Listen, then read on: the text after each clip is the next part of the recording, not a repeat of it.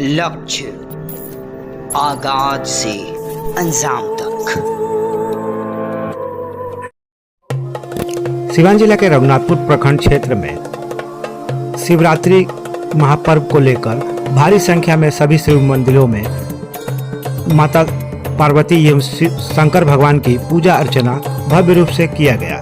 वहीं इसे लेकर श्रद्धालुओं के द्वारा रात्रि भोले बाबा की शिव बारात भव्य रूप से गाजे बाजे के साथ रघुनाथपुर बाजार से निकाला गया।